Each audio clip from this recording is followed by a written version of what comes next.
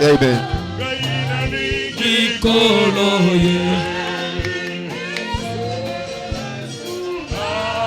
Alléluia. Na Yesu. Inalingi koloye. Somasia. Quel ami fidèle et tendre. Quel ami fidèle et tendre. Nous avons en Jésus. Nous avons Jésus-Christ. Toujours prêt à nous comprendre. Toujours prêt à nous comprendre. Dans les bons et les mauvais jours. Dans les bons et mauvais jours. Oh, il connaît nos défaillants. C'est nos lutteurs, nos chutes de chaque jour. De chaque jour, sévérant ses exigences.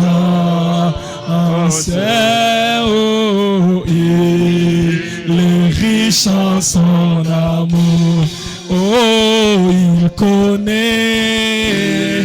il connaît nos défaillances. Même nos luttes de chaque jour. Oh, oh, oh. Nos luttes de chaque jour. Il est sévère en ses exigences. Sévère en ses exigences. Il est riche en son amour. Oh, qu'il soit loué. Oh, qu'il soit loué. Oh, qu'il soit loué. Oh, qu'il soit loué. Oh, qu'il soit loué. Jésus, qu'il soit loué. Oh, Jésus, tu m'as sauvé. Oh, tu m'as sauvé. Papa, tu m'as sauvé. Tu m'as sauvé.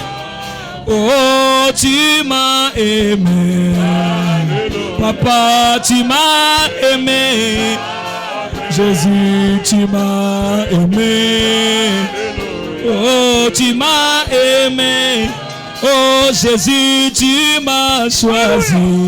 Parmi des milliers, tu m'as choisi. 1 sur 1 million, tu m'as choisi. Alléluia, tu m'as choisi. Oh, alléluia, Hosanna. Alléluia, Hosanna. Oh, alléluia, Alléluia, Hosanna. Alléluia, Hosanna. Alléluia, Hosanna. Alléluia, Hosanna. Alléluia, Alléluia. Alléluia, Hosanna. Oh, oh, oh, oh, oh, oh, oh. Alléluia. Ah, Seigneur.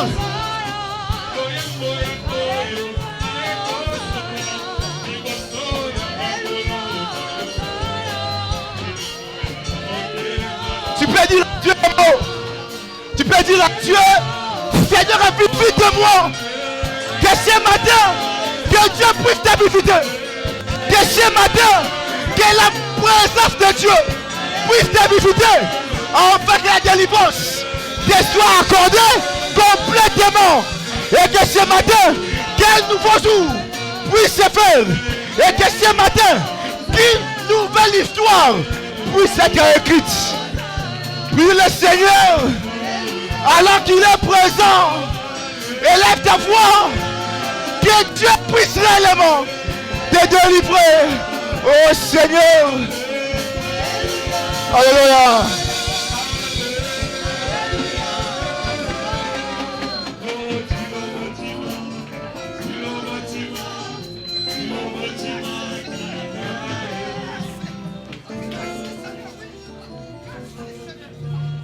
Chilobochima kinae. Oh, oh, oh, yeah, Abba. Oh, Chilobo. Oh, oh, oh, oh, Chilobo. Oh, Mokemeshiwa Bantu. Oh, Chilobo.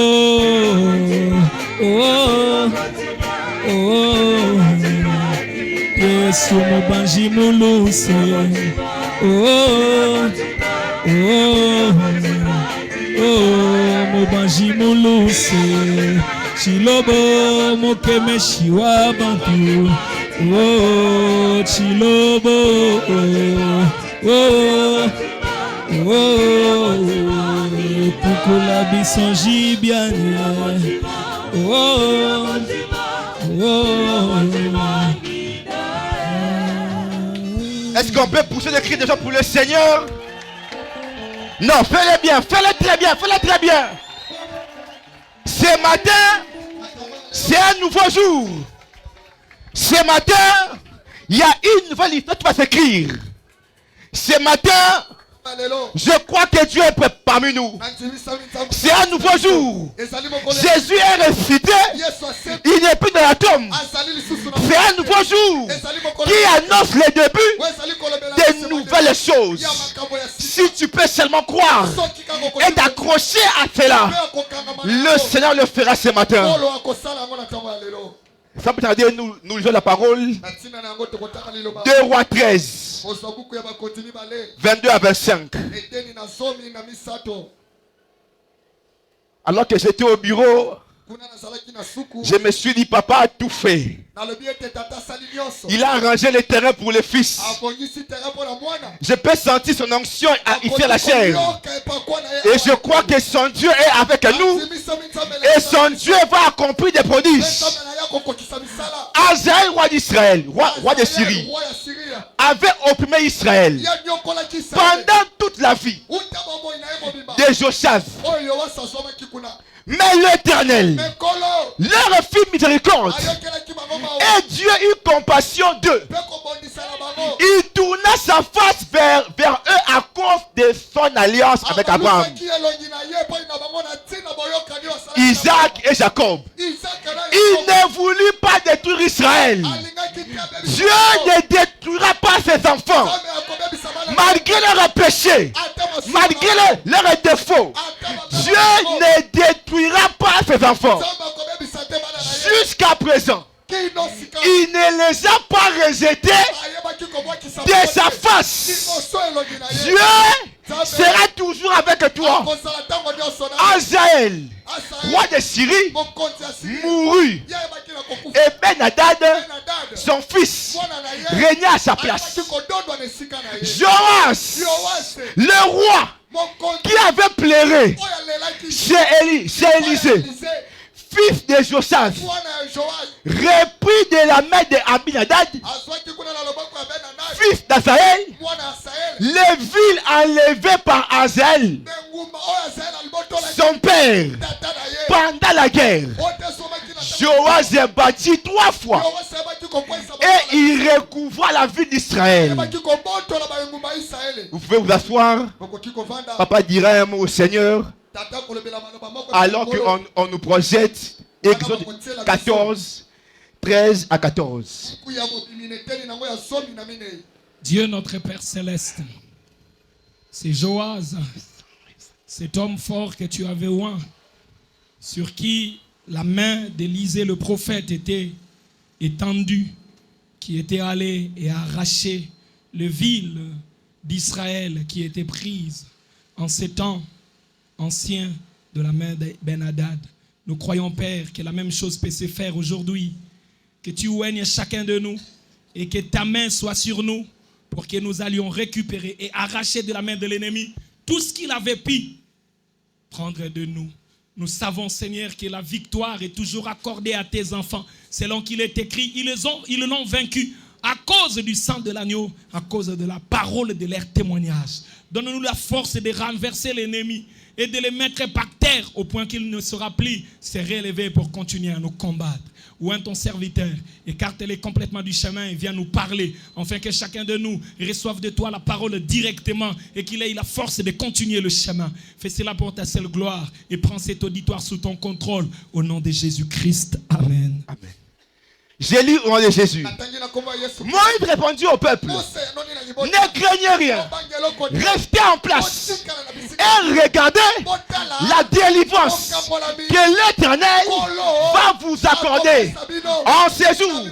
Car les Égyptiens que vous voyez aujourd'hui, vous ne les verrez plus jamais. L'Éternel combattra pour vous et vous gardez silence. Il y a un temps pour tout. Après qu'Israël a crié à Dieu, après qu'Israël a cherché le Seigneur, tout n'est pas fini. Il y a encore un travail qui devait être fait. Après que Joas avait pleuré chez Élisée, il fallait qu'une personne puisse entrer en scène afin de combattre. C'est pourquoi Salomon avait dit, il y a un temps pour tout. Il y a un temps pour pleurer, un temps pour ne plus pleurer. C'était le temps où Israël ne devait plus jamais pleurer. Pourquoi? Parce que Dieu devait intervenir. Le combat était devenu entre Dieu et les Égyptiens. Ce n'était plus Israël qui combattait, mais c'était Dieu qui combattait pour ses enfants. Quand Dieu s'élève pour combattre, tout est fini. Aujourd'hui, c'est le Seigneur qui combat à ta place. Tu ne combats plus. Garde le silence. Croise les bras et regarde ce que Dieu fera de tes ennemis. Israël, regardez. Moïse a dit à Israël, gardez silence et regardez. Vous verrez ce que Dieu fera. Myriam a dit à Moïse, mais qu'est-ce que Dieu fera? Il dit, Dieu s'est souvenu de vous. Et Dieu a décidé de combattre pour vous. C'est pourquoi, quand Dieu a regardé la mer comme un obstacle, avec un regard furieux, la mer a reculé. Je ne sais pas le problème qui te freine. Dieu va le regarder et ton problème va fuir. Je peux voir ces jours-là, il y avait un poisson qui traversait. Tout d'un coup, il y a eu une mur. Le poisson a dit, je n'ai jamais vu à la mer une telle chose. Il n'y a pas de poisson comme des hommes. Mais d'où viennent ces poissons? Ils sont des hommes. Je vais appeler les dauphins. Quand il est venu, les dauphins a dit, c'est un miracle. C'est un miracle. Même les animaux avaient reconnu que c'était un miracle. Quand Dieu combat pour ses enfants, la victoire est certaine. La victoire est certaine. Tu ne combattras plus. Tu ne combattras plus. Mais Dieu combattra pour toi. Garde silence et vois la rétribution des méchants. Joas a combattu les Syriens 3 fois. C'était plus le temps de pleurer. Pourquoi? Alors que Dieu s'est levé. C'était plus le temps de crier. C'était plus le temps de planifier. C'était le temps du Seigneur. Dieu avait décidé de combattre pour ses enfants. Et Israël, regardez Dieu combattre. Les Égyptiens n'avaient pas de chance face à Dieu. Les démons n'ont pas de chance. Le blocage de ta vie n'a pas de chance.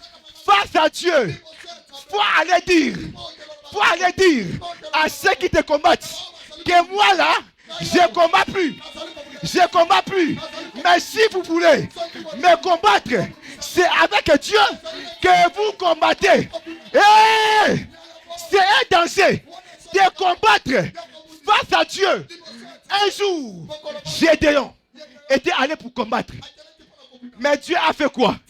Dieu a donné un songe aux ennemis.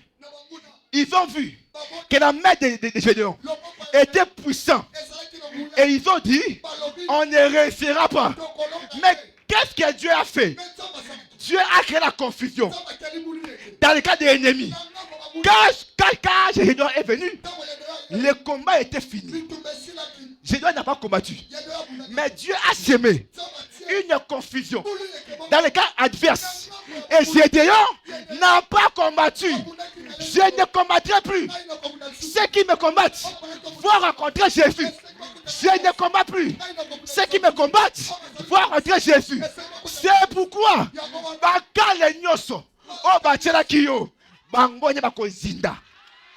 si c'était la mort,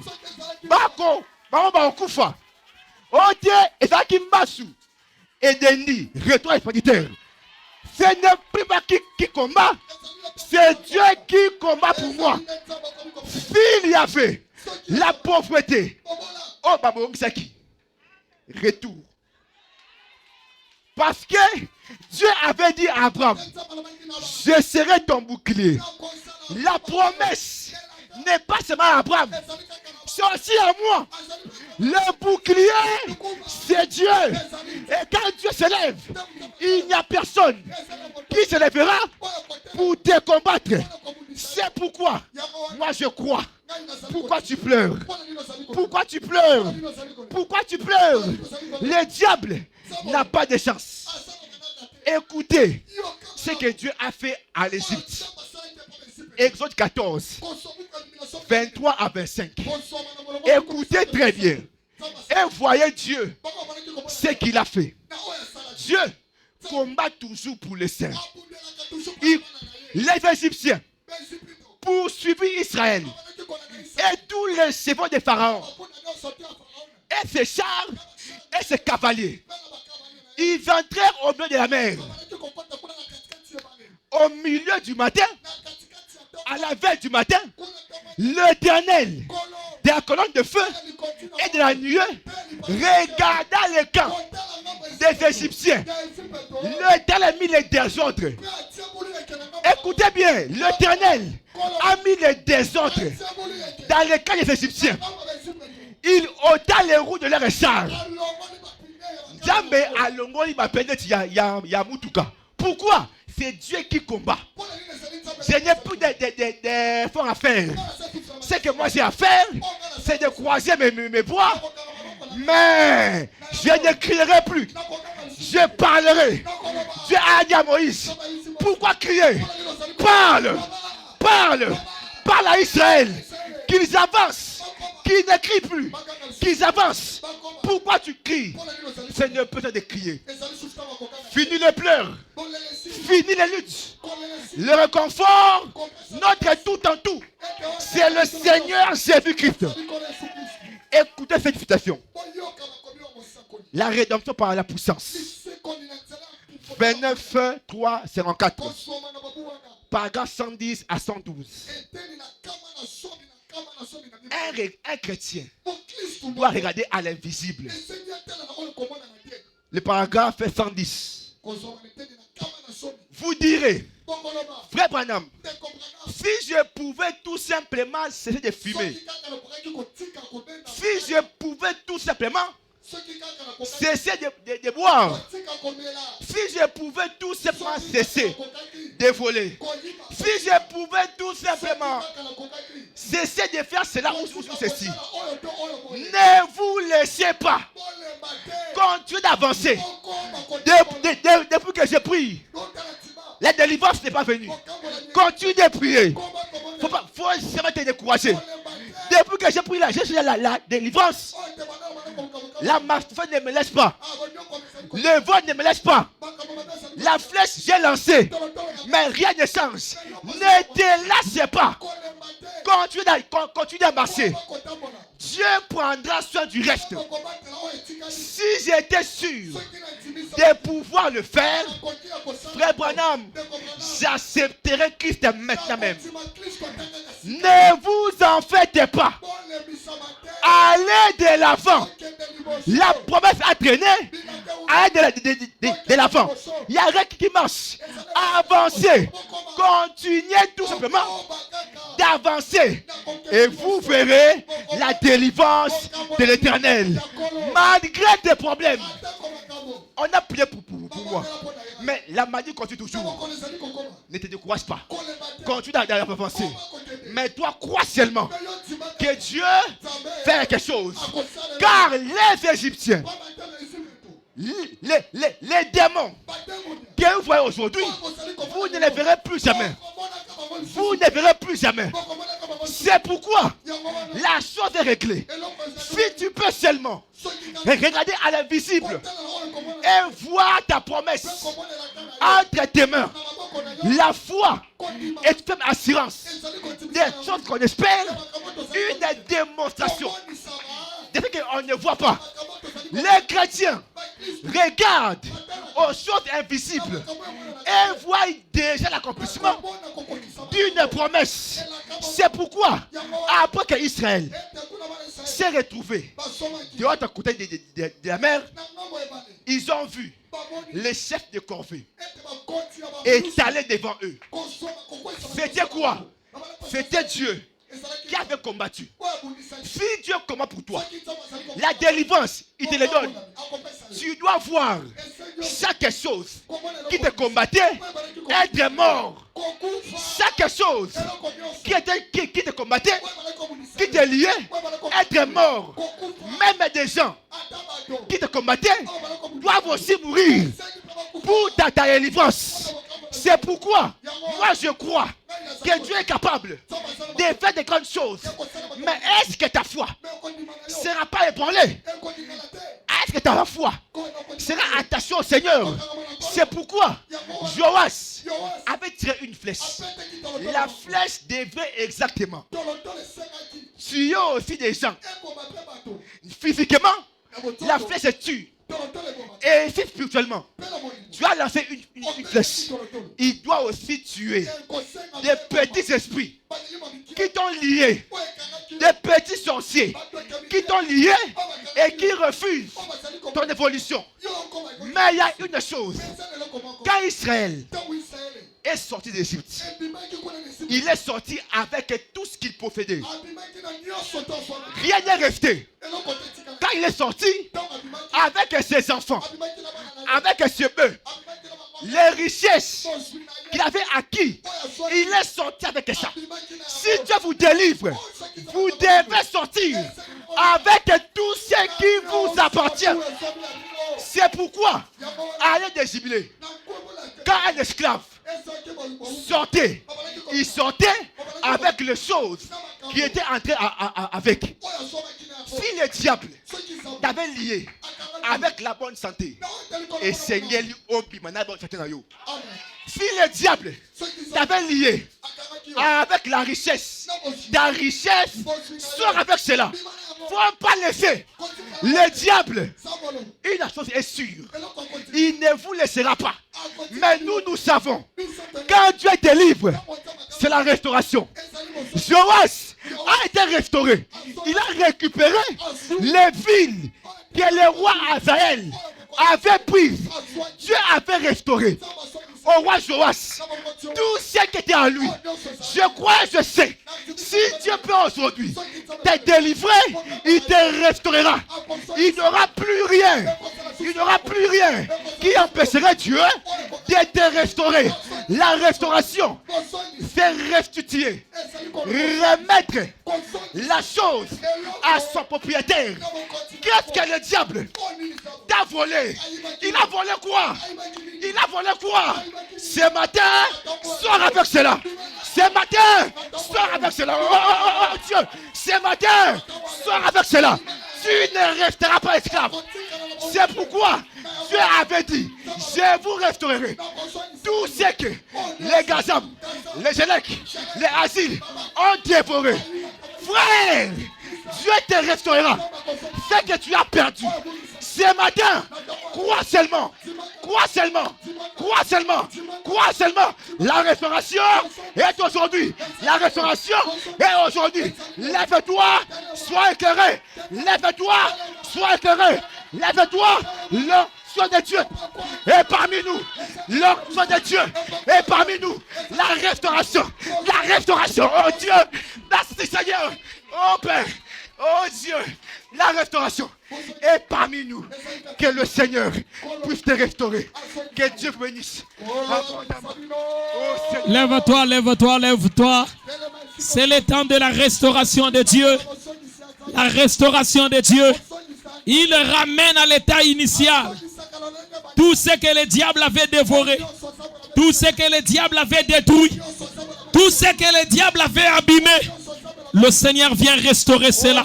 Tu peux commencer à prier alors que la restauration de ta santé entre. Alors que la restauration même de ta vie spirituelle entre. Le diable voulait que tu décourages à cause des combats. Il voulait que tu t'affaiblis. Le Seigneur est venu restituer la force. Il est venu restaurer la force. Il restaure les ailes perdues. Il restaure l'esprit. Il restaure l'onction. Lève-toi et mets-toi à prier. Parle à Dieu. Il a dit à Israël, pourquoi crier? Parle. Ce n'est plus le temps de pleurer. Ce n'est plus le temps de pleurnicher. Mais c'est le temps de parler. Déclarer une parole. Jésus avait dit, si tu as la foi comme les grains de sénévé, tu diras à cette montagne, ôte-toi de là, jette-toi dans la mer. Et si tu ne doutes pas dans ton cœur, mais que tu crois que ce que tu dis arrivera, la chose s'accomplira.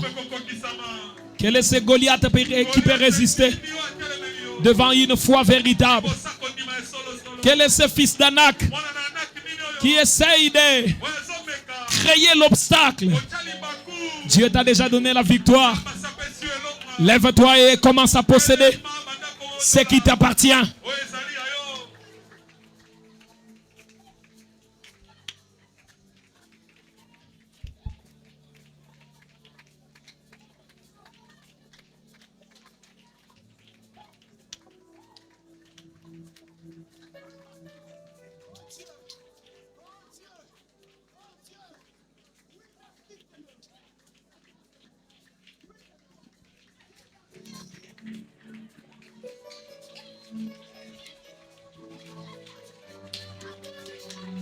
Le Seigneur t'a caché sous le rocher.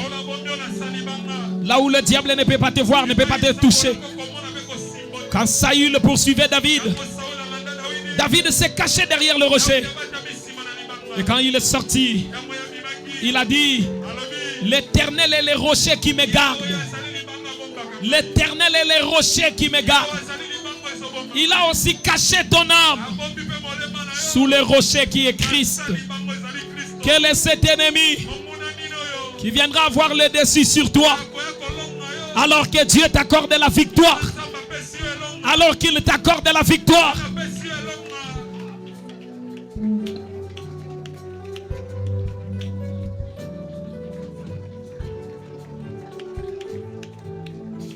Est-ce qu'il y a quelqu'un qui peut être tenace dans la prière?